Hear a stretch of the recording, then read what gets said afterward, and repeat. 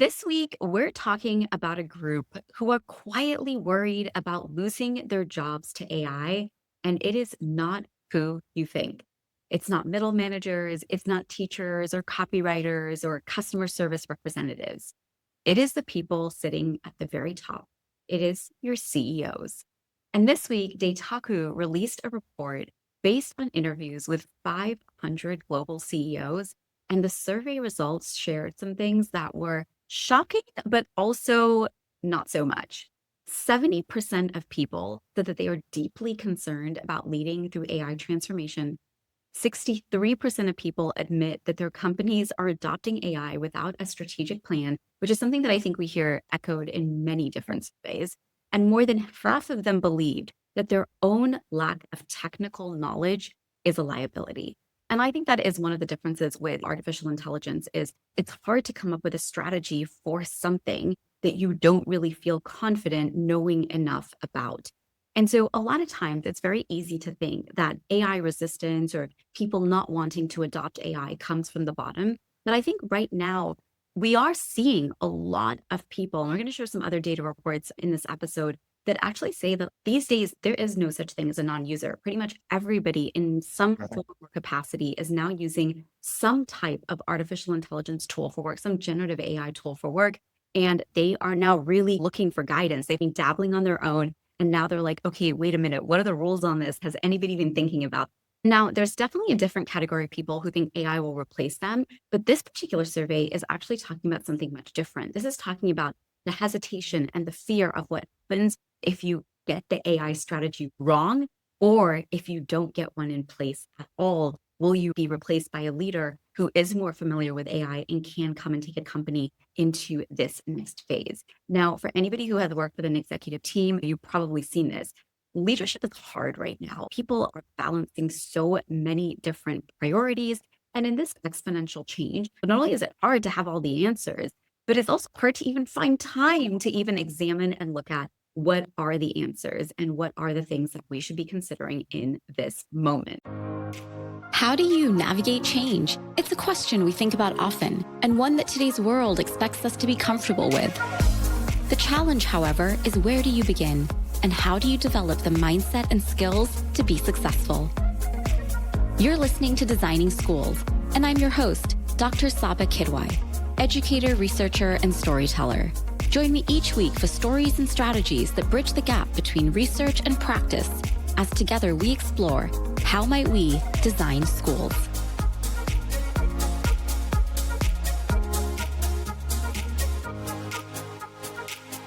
Now, the organizations who are getting this right are not the ones who are rushing to just try every AI tool or adopt and give out every single AI tool. The people who are getting this right, the leaders in this movement who are getting this right, are educating themselves about AI. They are looking at the criteria for what their organization needs, where the challenges are, but also where the opportunities are, and they are aligning tools with that criteria. The other thing that we see where people are really getting this right is they are not treating it like just a technology problem. They are treating this like a change management problem, one that requires a lot more than just let's have an AI workshop for everybody and give everybody Copilot or ChatGPT. They know that this moment requires not just technology, but also mindset. And that is really where the difference comes in between a successful leadership strategy and one where you're going to start to see the gaps very quickly. And it's one of the reasons for the past 2 years, we've been working with these kinds of executive teams, both in education and in businesses and nonprofits. And it's one of the reasons why a few months ago, we launched what we call the AI Power Circle. The AI Power Circle is a hybrid experience, so a blend of online and in-person workshops for executive teams to be able to step back and really be able to evaluate and decide what framework it is you are going to adopt, not just a framework for AI adoption, but a framework for decision-making and also for professional learning within your organization as well. How are you introducing this? How are you going to communicate this to people across different roles, departments, so that everybody feels empowered to use this in the right way?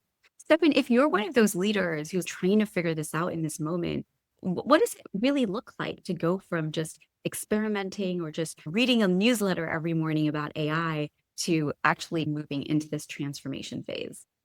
Yeah, I mean, I think the first thing you want to think about with anything, right? Whether it's a smaller Some of you are trying to implement a larger change. What you're talking about here is, what is your goals? And you talk to education leaders and look at, okay, if you have a graduate profile, what's in your graduate profile? What are the goals and the objectives? If you don't have that, most districts, they at least have some philosophical statement that you can tie things to. In the business world, I usually obviously make money, but within that, it will be competitive in our field, which might include just maybe using some AI to improve your marketing, those types of things, but it also maybe bring AI in and working with it collaboratively to improve everything across what you're doing. So I think you got to really start with, what is your goal, right? And then the second thing, I think you do need to prepare people in a way for kind of the larger context of the change, right? This is change that's coming from the outside world. So people have called this an arrival technology. So it's here. It's going to impact things. It's going to impact your business positively or negatively. And there are no sometimes obvious answers. Like you talked earlier, we're worried that they might do something wrong. Yeah. Some people are going to try really hard and they're going to do things wrong, even like they did before AI. That's going to happen, right? There are going to be some mistakes made along the way, but part of the job of the leader is to lead, acknowledge when some things are not going right, like when you need to switch. I always think of Mustafa Suleyman in Pi. He's like a really accomplished person in AI. And he left Google. He started this company. It was the Pi bot, right? They spent $1 billion training this model and it was pretty good. And then they had to abandon it. They sold off some stuff to Microsoft and they all went, and he went and worked at Microsoft. And somebody asked him what happened. We didn't know everyone would give away models. So we spent $1 billion developing this model and other people just gave models away. And sure, we make better models, but if you think about it, you need, there's all these things involved, right? So they probably realized that we're just going to create a startup. So that required change. They required, okay, now let's make some kind of partnership with Microsoft. That's more significant than what most companies are going to do. But those are the types of changes that are going to be needed. And when you started too, you're like, oh, we don't have a strategy. There's no set strategy for how to manage and integrate AI. There's approaches that you could take, right? But it's not like there's a book. This is how you integrate AI into your organization. And they found that 90% of people who use a book are successful. It's more kind of starting from these principles, developing the mindset and acting. People fearing they don't have the technical knowledge. I don't know. Like, I wish people didn't feel that way, because to me, I don't think it's so much about the technical knowledge. Obviously, you want to understand what it's capable of, communicating, reasoning, producing some kind of factual knowledge with some errors, right? All that type of stuff. You want to understand the basics of how it works, but obviously large companies can hire people with exceptional technical expertise to implement that, right? So I think you want to have an understanding of it, but people shouldn't be afraid of a lack of technical knowledge. They should think that. And then really, I think people who are going to be really effective at this kind of understand kind of the basics, but are also good at leading change. And the change management question is the hard part. I find that with talking with anybody, whether you're talking with leaders or you're talking about new teachers or new employees or leaders of a company, the hard part is talking with them in a way that kind of you're meeting them where they are, you're providing the knowledge they need, you're giving them some motivation and encouragement, you're able to talk about these larger questions. If they want to talk about these larger questions, it's not really here as, hey, like a chatbot uses next word prediction, and now there's more extensive reinforcement learning, and this is how it works. It's not really that. Sometimes I ask and you can give them a general answer, right? But that's not the hard part. The hard part's not the content. The hard part, even when you're working with somebody, is working with them in a way that kind of enables this change management, because people do get stuck on, like, how are we going to do the status quo with X? There's so much of education. There's millions of hours have been spent on whether we should or shouldn't write papers with AI, and if we do, exactly how we should do it. Someone posted the other day, it's like standing around whether a puddle, arguing whether or not you should put your toe in it while there's like a huge tidal wave coming at you. And it's just, okay, there's millions of hours been invested in this, but not in the bigger picture question of, hey, we're starting to see AI's Alpha Evolve, like was announced this week. Gemini's been using it. Once you point in the direction of a problem or clearly define the problem, it'll build computer programs to help solve the problem. It'll evaluate the programs itself and it'll iterate on the programs. So that's producing essentially new knowledge. Like we always talk, okay, it's generally constrained within the knowledge set and predicts from that and it synthesizes from that or summarizes from that. But now it's producing new things. It's produced some new algorithms. It made some improvements in these matrices that I can't really fully explain. Involved in the training of the models, things that humans have tried to improve for years. The AIs figured it out and did it, and they made improvements there. So we're starting to see the AIs that are just working on their own, doing these things. And we're over here because we used to write, or we still write a lot of papers. And we're talking about whether or not humans should write the papers, while the AI is sitting next to us creating new algorithms, one of which reduced, I think, the overall efficiency of Gemini's cloud or Google's cloud by 0.7%, which if you think globally, right? That's less than 1%, but globally, that's an enormous amount of energy and computational resources. So it's okay that they're doing that. And then you're sitting here over arguing exactly how you should use AI in this paper. And the point of that is not to constantly talk about this paper thing. The point is, as a leader, you can't focus on the small picture, the small thing. You got to focus on the big picture and start reorienting people's minds away from exactly how are you going to use AI to do this one the particular thing. And AI is changing the whole workflow. You should now be working with the AI. Just maybe you used to have a person in your company. Probably Google probably had people that tried to improve this matrix calculation. They probably hired people just to do that. So now it's okay. You're sitting there working with AI that's able to do that and do these other things. And how do we reorient our whole company to take advantage of these AIs? Just as if we could hire some geniuses who will work 24/7 for maybe the cost of some Taco Bell. That's huge. And that's where they need to think.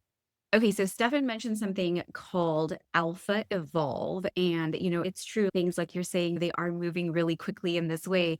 And one of the things that I think makes alpha evolve a little bit interesting is coding has been in the news a lot, right? Especially people like Dario Mode saying how Right. AI is going to be writing all the code, Mark Zuckerberg, a lot of the people who are actually in these roles. I was listening to an interview with Sam Altman yesterday, and he didn't give a particular percentage. Somebody asked him in the interview, like, how much code is being written there. And he didn't give a percentage, but he said it's doing the most meaningful type Exactly. of I code. heard that. Yeah. Yeah, so it was very interesting to hear. This is clearly an area where people are seeing a lot of progress and a lot of acceleration very quickly. Okay, so like I said, we've seen AI write code, we've seen it optimize existing solutions, but this is definitely a little bit different. Okay, so Stefan shared Google released something called Alpha Evolve, and they are calling it a Gemini powered coding agent for designing advanced algorithms. So this is not just about fine tuning, not just about replicating. This is about something that is discovering new types of things. And that's really the breakthrough that they are highlighting, because up until now, AI has really mostly been a tool for accelerating human ideas, right? You have very much had to be the person to direct it. But Alpha Evolve is flipping that script. So this is not just about how do we code faster or code better or even just more meaningful code. It's generating solutions, they say, that outperform decades of human innovation.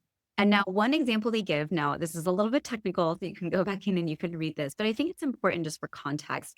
They say it surpassed something called the Strassen algorithm from matrix multiplication. Now, if you're somebody who's into coding, you probably understand what that means. But basically, it's a benchmark that has been there for the last 56 years. And just so you can have the context for this, AI is basically reinventing a foundational math shortcut that the world has relied on for half a century. And so even if you're just like, well, that sounds really confusing, the number one thing you should take away from that is that this is a huge leap in innovation coming from AI versus something we have seen from people. And what makes Alpha Evolve, they say, even more powerful is how it is actually working. So it's using a combination of large language models, so Gemini 1.5 Pro and Flash, plus a feedback loop that is basically evaluating every single attempt. So basically anything that comes through, it's looking at it, it's evaluating it, but it's learning from it and it's iterating. So this is not just prompt in, output out. I go back to design thinking, like always say my AGI moment, September 2024, the first time when Sam Altman, this is the first reasoning model that they had been released with O1. And when they explained how O1 was working, which is what's getting us to like now ChatGPT were the first ones to do the reasoning model, but now everybody has a reasoning model. That's just like the baseline now for all the models. Right. But one of the things that I'll never forget was when they explained, okay, how is it able to reason in this way? They said that we train it to spend more time thinking through problems. It learns from its mistakes. It tries different strategies and it figures out what works. And so when I read something about Gemini Alpha Evolve that's making these crazy breakthroughs that they hadn't seen before, and they say it's evaluating each attempt, it's learning from it, it's iterating. This is all design thinking. And so it's just incredible that they have literally taken design thinking, applied it to machines and algorithms at a time when we are really struggling to do this with people. And so again, just that reminder that design thinking is how you adapt to change, but not just, oh, we're going to do an empathy interview and we're going to do this. This is not what's happening here. It's this ongoing cycle. And so the more you adopt the different practices within design thinking, like design sprints and foundation sprints and things along these lines, the more successful you're also going to be at being able to do this in your organizations and navigating change as well. And so over here, this is not even just about problem solving with AI anymore. I feel like people couldn't even wrap their heads around that. This is building entire systems that are searching the space of what's possible, discovering ideas that humans haven't even really come up with yet. And again, if you go back to what we were talking about earlier, this is really mindset, right? Why can humans not go and come up with a lot of these ideas? Because we block what's possible and say, no, we can't do that before we even begin. Yeah. And I think, like you said, we had the AIs that can communicate for syntax and voice and all these types of things. Right? We introduced some basic reasoning where it's thinking, basically choosing the best answer, right, of all the different things it comes up with. And now we're starting to see a little bit where it can generate a new algorithm or make a significant improvement to an existing algorithm, right? And it's doing that kind of largely on its own. Sure, the human is giving it the goal and essentially setting kind of what you might think of as the evaluation criteria. When does it succeed? It succeeds when, it saves some energy. So for example, that's one of the things it's talking about, but that's a new thing that AI can do. So as a leader who's managing change and you're talking to people and it's, okay, we had AIs that could communicate, and that's fine. Maybe what you're using now or at your work, they're using it to help you write your email, or in school, help you write your paper, or maybe you're talking to it for some advice. As we said, that's the most common use of AI, but also, okay, it can reason, it can help evaluate things, it can think through what's the best solution to this problem. And now it can give you ideas. Essentially, this AI hasn't been released yet, right? Google's just been using this, which does show that it works. Released it to everybody, which is interesting, right? This kind of gives them a competitive advantage, but it's likely, of course, that eventually this will make it into APIs and tools that people use coming maybe over the next year or two. I'm sure other companies have this. All these companies seem to be able to do things within the windows of when other people are going to do it. It's okay. You're also going to have someone at work who can produce new algorithms and new ideas. And those don't happen every day. Even in the highest, best research labs or the best scientists are not constantly producing new algorithms right at the desk every day. So that is a next level change in terms of how we're going to work. You talk a lot about AI teammates, right? And these were AI teammates that helped you code and helped you with your emails and that you could talk to. Now they're going to be able to come up with things that maybe you couldn't even come up with or you didn't think to come up with, or other people, and leading people through that change. And I think you talk too how it's hard just for people to even imagine they could make this change or be part of this change or iterate this change, go through this. Forget AI, right? This could even happen. Their mindsets are closed. But now it's like we're introducing this technology. It's a different mindset of how to relate and interact with technology. And you have to get people through that before anyone really talks about the technical details. You talk about making mistakes. If you don't approach it with the proper mindset, if you think this is just something, oh, it's just going to help me write my emails and be a little more efficient, and it's not really changing everything, then you're going to make a quote unquote mistake and you're going to lead your company in the wrong direction. So stepping back and understanding the big picture and leading people through that change is really essential. Yeah. And I think that Microsoft really, I think, have done such a great job of giving people such accessible research in this space. We've talked a lot on the podcast ever since the 2025 Work Trend Index came out about the 3 phases. And I think when I hear you talk about the emails and getting to that next level, this Alpha Evolve is a really great example of phase 3, which Right. again, slowly going to start to see. I think by the end of this year, we're going to see so much more with AI agents that are actually accessible to people. So I feel like every single episode we talk about a Microsoft report, but I really do appreciate the way they break things down. That they've just come out with something else as well, kind of sharing the 4 takeaways as a leader you can lean into as you've been thinking about your strategy. And these are ones that we've seen even in our work be super successful. So basically, they ran some controlled experiments across companies who are actively using Copilot. One group got access to AI tools and the other didn't. And they're now sharing the results.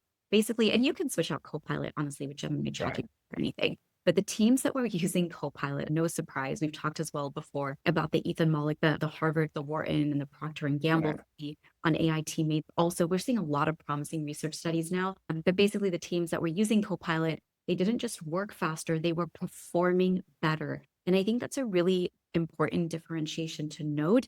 This is not just people who are just doing things faster. We say this a lot. This isn't just about doing things better, but about doing better things. And that's what this kind of revealed. But also something new kind of got revealed as well. There were new patterns emerging in how people were learning, adapting, and actually getting work done. So I'm going to share the 4 takeaways with you.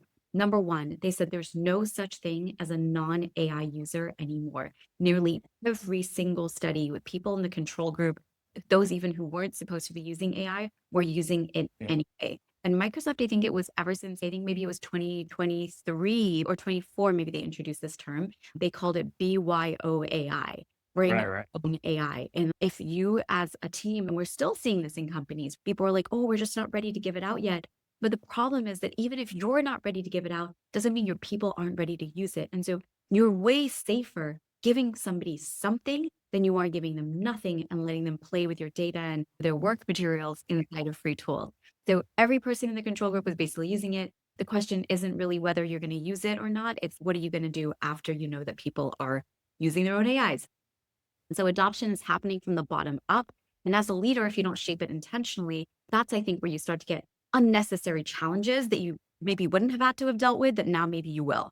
All right. So, number two, the best use case for AI inside teams feedback.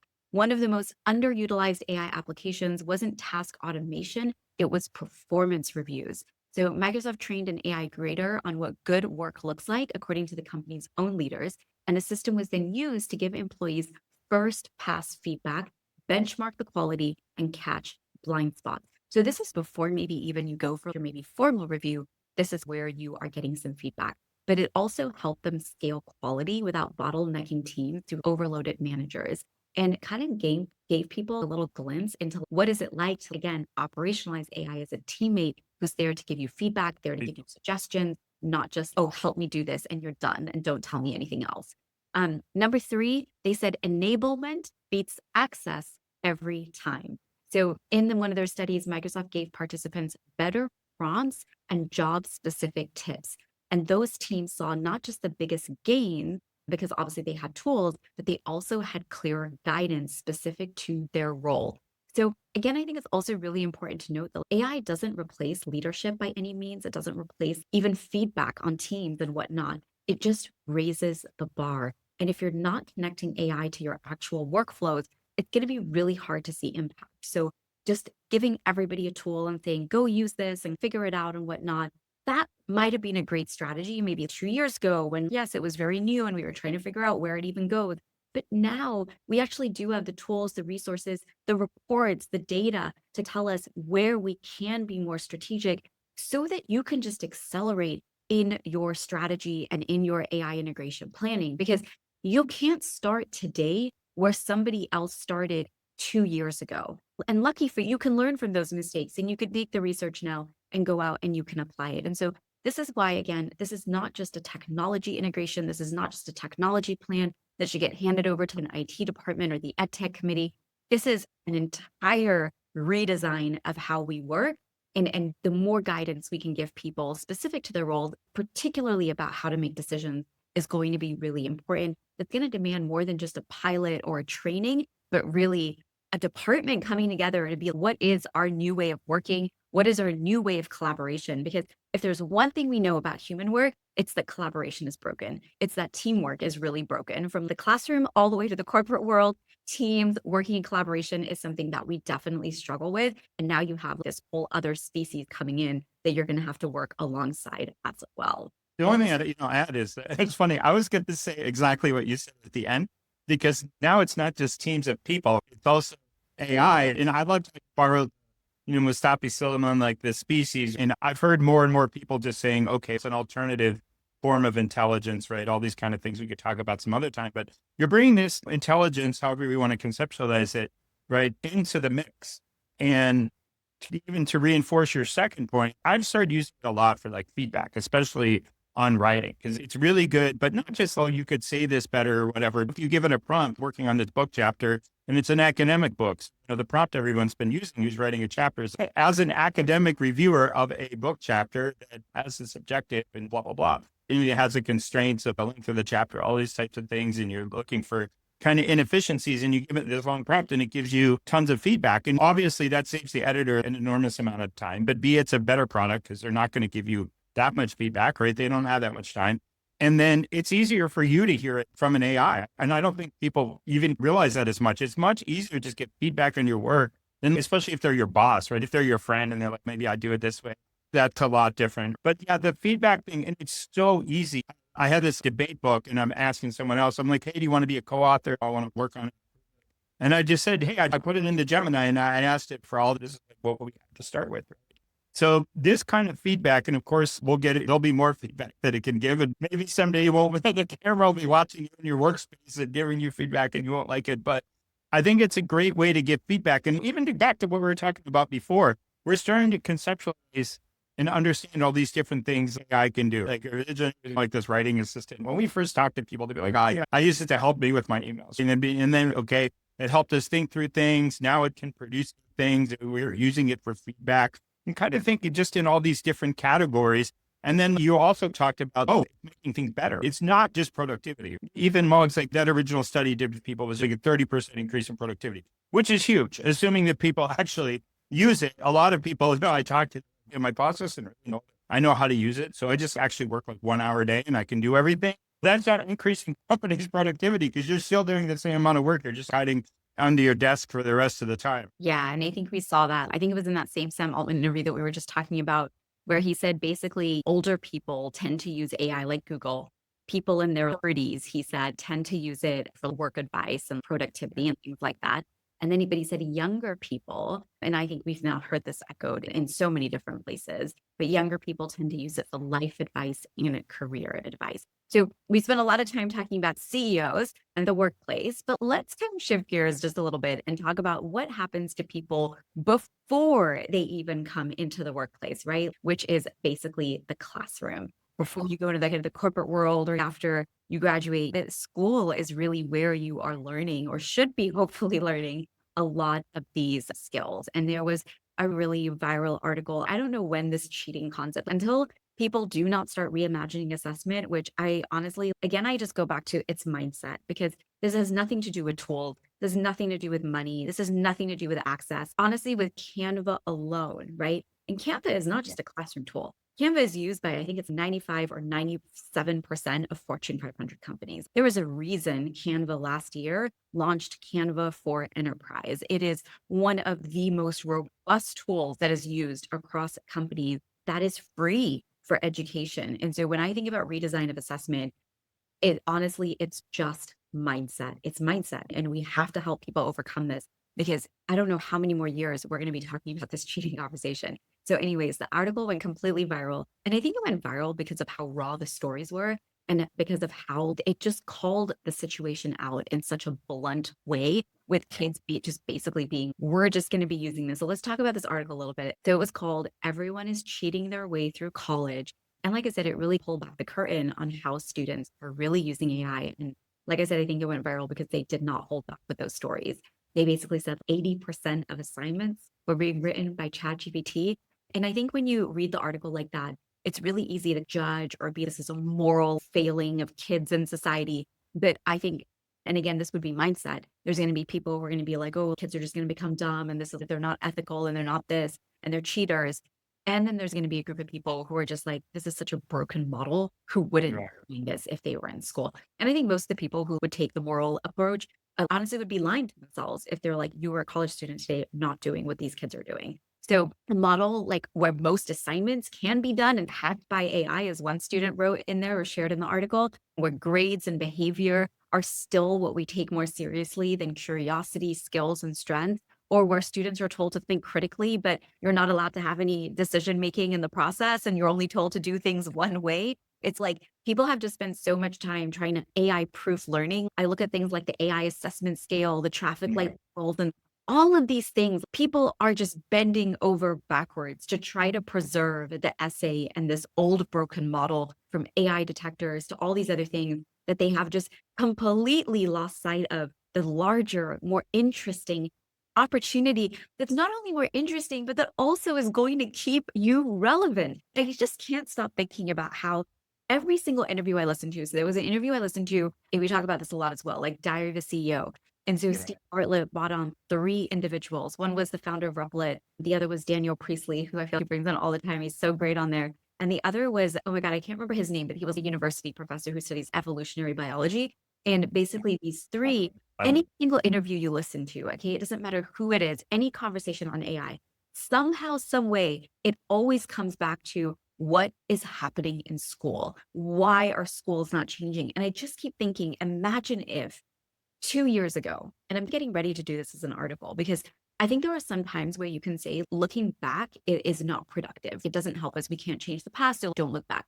But in this particular moment, I think it's really worth looking at the decisions you made over the past 2 years. And I think you should go back to December of 2022 and you should say, in December of 2022, ChatGPT came out, right? Became mainstream, kind of the main model. There are two paths we could have taken. We chose this path. What would have been different if we had chosen this path? And I think you can do that for multiple choices over the past 2 years. Because if education in that moment, instead of AI detectors, instead of cheating, had led the conversation about we are going to be that industry, we are the industry that touches every single young person, we're going to be the people to help you get ready for what's coming next, I think you would have seen an industry and educators, I think a group of people who are tired, who are overwhelmed, who are burnt out, almost become the most important people in society. And instead, what we're starting to see is everybody now, instead of seeing you as the most important group, are seeing you as the blocker and the barrier to innovation that is quite frankly harming now other industries, other spaces, and other things. And so I think that article really revealed something very obviously. And it's not that AI broke education, it just exposed every single flaw that we've danced around, right? With, oh, why are kids not getting jobs? And why are people graduating with so much debt that they can't pay back? Why can't people buy homes? Why can't this? Why can't this? Why can't this? And it's because the system is just so deeply broken. And a kid who's writing an essay in 2 hours instead of 12 isn't lazy, it's strategic. And again, that's a mindset shift. But I do think it's really dangerous to have a group of kids figuring all this out by themselves, because there was one other kind of thing about the article as well, and that was kids are very aware of the trade-offs they're giving off in between, but because they don't really find enough value in the work, they're not investing in it. And so I think the article, I think, said it made you realize one thing. This is now like you have now a generation of kids entering the workforce who have not known a university experience without ChatGPT, right? They've spent 2 to 3 years now using these tools for work. They've gotten no guidance from their schools. They've basically been figuring it out on their own. They may very well be missing out on a lot of key skills because they didn't get that coaching from the adults. And now if they walk into a workplace where there's also no guidance and there's also nothing happening, that's a lot of years to go in your early years without having that kind of stuff. And it was interesting. I was talking to my cousin and the conversation was just starting about summer internships. And, oh, like I'm thinking of doing this and I'm thinking of doing that. It wasn't even about AI. But of course, kid in college, how can you not talk about it? And then he started talking about AI and like, but it was really interesting. So he was telling me how some of him and his friends, they split paying for AI tools. And what they do is they come together because they're in the same classes and they're custom creating GPTs. So he's like, have a, oh, like not cheating GPT that basically is only trained to give them feedback. He's like, I have another GPT that's trained to help me think through coding, but not give me the answers. And so I was like, wow, these kids are literally organically, right, without reading the Microsoft research reports and whatnot, building their own little AI teammates, but they're doing it alone. And what I noticed in my conversation with him is there was so much mentorship that they need for understanding workflows. Okay, you did this, but did you consider this and this? And they can't figure that all out themselves. That's why they're with you in school, or that is hopefully the goal for why they are with you in school. Getting that mentorship, getting that coaching, getting that, hey, did you consider this? Hey, did you think about this? Hey, did you know this? And we ended up, what should have been just a 30-minute conversation ended up being like 2 hours. He wasn't aware of AI agents, right? So again, kids are using what they have, but it's our good job to be able to contextualize, yes, this is what you have now, but guess what? This is what's coming in the future. Okay. And this is why this really matters for you now to have these skills. And I think Reid Hoffman also did an interview. I didn't get a chance to listen to it, so maybe we'll cover it on another one. I don't know if you did, but he basically also was saying something about how the future of assessment should be oral exams. And I think this is where people can jump too much now on the other end and be, we're just going to do everything in class and everything's going to be out loud. No, we have to teach the balance of, and that's why workflows matter. Where does the writing lead to maybe that end product being the oracy or being the oral exam that you take? But there's so much opportunity right now for education to just lead in this moment. I think you see, look, leadership different some industries are leading, so some are not. Some venture capitalists, they invest in the status quo, some invest in other things. We've seen some leadership at the government level, which you can debate whether that is good or bad type of leadership is leadership and it's happening. Other sectors transforming, but within education, it's just really kind of small little pockets. You actually listen to the podcasts of people who are leading in the venture space who built some of the top companies, all these types of things. And basically, just education is broken. This is not producing, whether it's employees or people who can build their own companies and take advantage of the venture capital these people want to give away. I heard a bit of a podcast with one of them, a very successful hedge fund manager. He's like, this is a great time to start a university. And people who work in universities are probably like, no, it's not. We have declining enrollment and we have this AI thing. And it's just like everything's broken. We need a new way, a new university to reconceptualize it. And so the interview asked him, what do you think of Harvard? And he said, I think it has a very nice building. He wasn't, okay, a lot of it's because it doesn't want to change. And I think part of it is that it's a combination of not understanding the changes that are unfolding. I won't even in the future anymore. The changes that are unfolding or believing them. It is hard. People could wrap around the idea of, okay, to produce sentences, right? We've had a little bit of autocomplete before. You can type stuff out. People found that believable. Then reasoning, we don't really reason. Okay, we can't do fully human reasoning, but it can reason. It's going to be really hard for people to wrap the idea that they can invent, regardless of whether they do it exactly the same or as well as the human. These tools, if you want to call it that. There are alien intelligences that are doing these things, right? And a lot of people just don't really believe that, or they just think we've always taught kids to write papers. So I don't know when that all started, maybe when typewriters started, who knows? But we've always taught kids to write papers. Okay, that was good enough. So we're just going to keep writing the papers. But yeah, it's fundamentally, that was my reaction to the article. That's my reaction to all these things that come out. It's just about instructional redesign. Ethan Moak shared that study. It was like, oh, there's 50 ways guys, when they used it this way, the kids learned. When they used it this other way, they did. And then he even put in his post, like, when it was used properly, it improved learning. Obviously, if you introduce intelligence into a learning environment and it's used properly, it's going to enhance learning.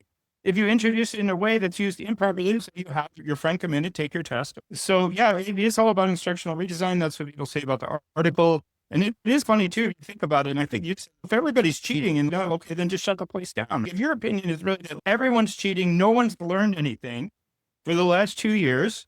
So everybody read the article because you have this provocative title. But yeah, it's just really fundamentally, there's really not even a lot else to say. It comes down to instructional redesign. So to bring this all together today, I want to talk last of all about a new report that came out by the OECD, and it's called How's Life for Children in the Digital Age? And the short answer is not great.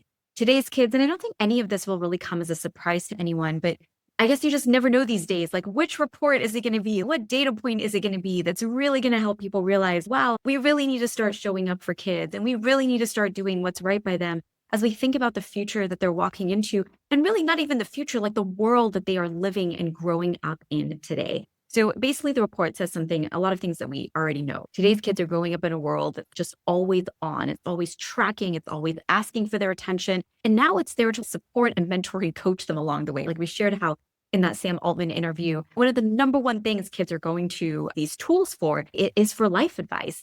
And so what they say is that by age 10, most kids already have a smartphone. Honestly, the numbers were shocking. And by age 15, they have spent thousands of hours online. And for many, that means over 30 to 60 hours a week on screens. And it's not making them feel more connected. It is not making them feel more controlled. It's definitely not making them feel more future ready. Instead, it is doing the exact opposite. It says it is leaving them feeling anxious, exhausted, and behind. And I always go back to, again, we said this a lot in the episode today, but this is why I really believe educators, school, are just the most important people in our world right now, because yes, they can have all the technology. Yes, they can be asking you for the advice. Yes, they can be getting help with their homework. Yes, to everything that they're currently getting. But without context, without coaching, without mentorship, without adult guidance, there is just this 70% of things that are missing for them, which is why even though they're getting all of this here, it's not making them feel good over here. So the report also goes on to show how many teams just feel this pressure as well to be online all the time. Like 1 in 5, they say, experience anxiety when they're not. And I always say, a lot of times people are just like, oh, who knows what the world is going to be with AI agents, and we don't know about the future. And after reading Yuval Noah Harari's latest book, I think it was called Nexus, one of the biggest realizations I had was if you want to understand what your future relationship with AI or just your success in the world with AI is going to be, look at your relationship with social media. And when I look at data like this, it's frightening, because the reason I say that is because if you think about your social media algorithm, it really is like an AI agent in the background, right? Today, when we talk about AI agents, like deep research and things like that, we're using them, right? Or I'm doing a mini chat automation, or I'm doing these different kinds of things. It's like I have control over the algorithm. So I'm setting the direction, I'm doing the thing. However, your social media algorithm is also like an agent where, let's just take Meta, for example, has given the algorithm the goal, right? We want people to stay on this platform as long as possible. We want you to hold their attention as long as possible. And if you look at the OECD report for kids and the data on how much time they're spending on there, the algorithm is doing its job. Like agent is performing at 100%. It's doing exactly what Mark Zuckerberg, the Meta team, whoever asked the algorithm to do.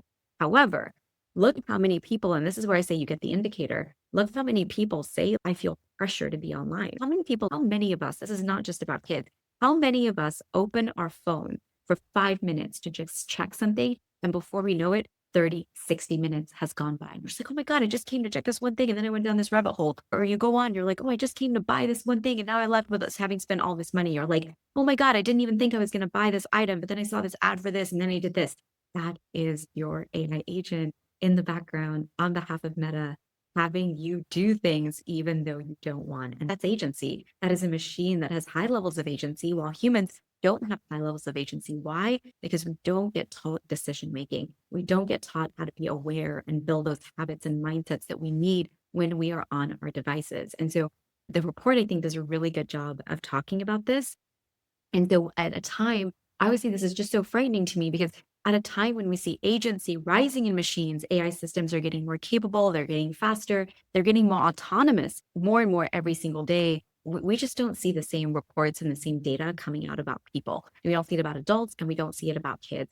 And I think that's the tension that we need to talk about more. That is hard because there's a lot of ownership and accountability that comes with that. But the quicker we take this accountability and the quicker we take ownership of this challenge, the quicker we can solve for it and help our young people. Like, this should literally terrify you. The report should terrify you when you read reports about the alpha from Gemini and you start seeing all these advances in machines.